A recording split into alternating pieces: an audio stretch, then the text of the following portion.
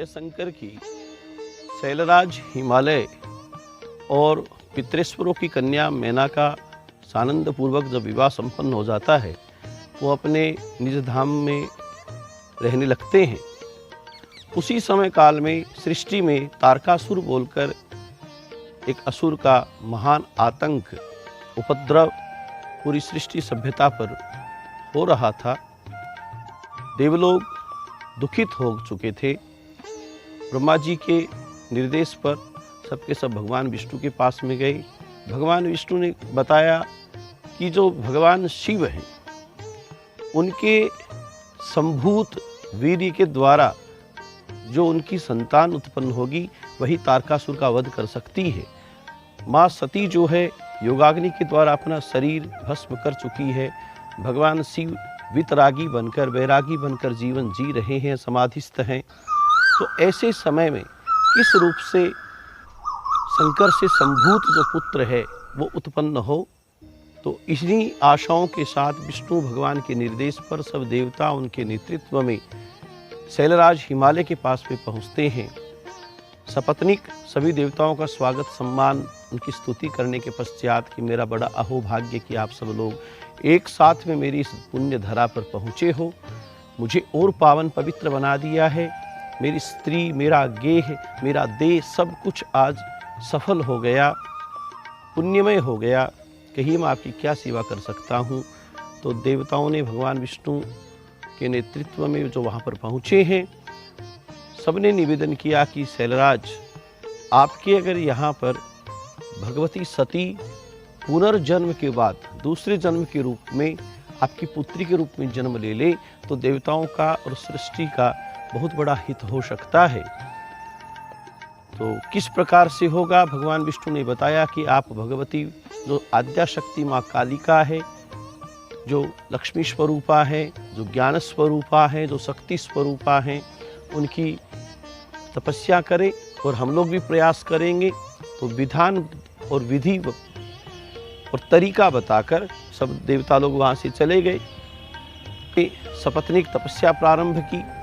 इधर देवता लोग भी एक रमणीय स्थल पर भगवती शक्ति का आवाहन करते हैं और उनसे निवेदन करते हैं कि आप हिमालय की पुत्री के रूप में जन्म लें, आपका अवतार हो और इस तारकासुर के रूप में जो आतंक उपद्रव संसार में व्याप्त है, उस अराजकता को आप समाप्त करें।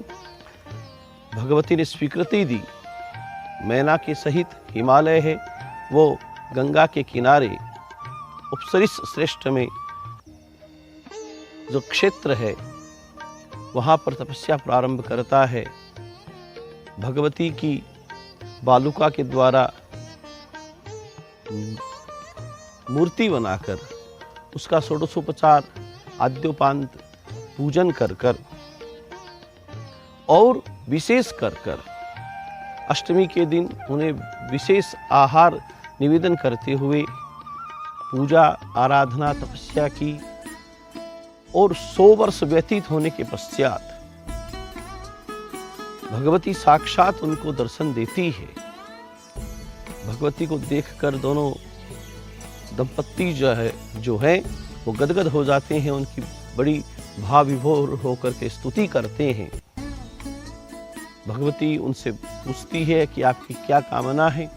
वो अपना जो उद्देश्य था कि आप हमारी पुत्री के रूप में जन्म लें, ये चाहते हैं।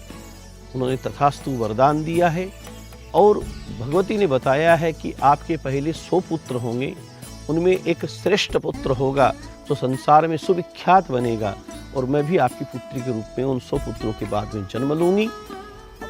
समय पाकर हिमालय के 100 पुत्रों का जन्म होता है। उनमें एक श्रेष्ठ पुत्र होता है शैलराज के रूप, दूसरे ही रूप में मैनाक।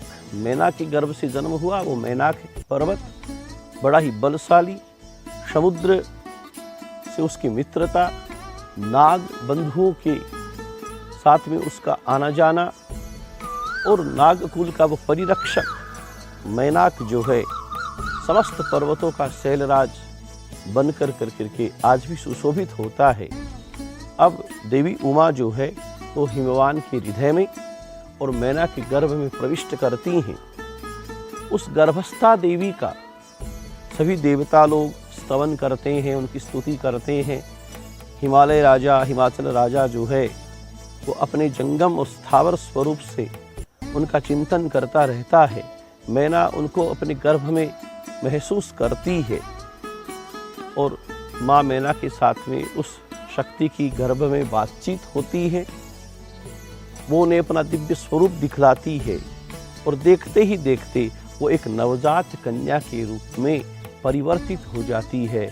पर्वतस्य पुत्री सह पार्वती, माँ पार्वती का जन्म होता है। माँ उमा जो है वो जन्म लेती है, अवतार धारण करती है। जय शंकर।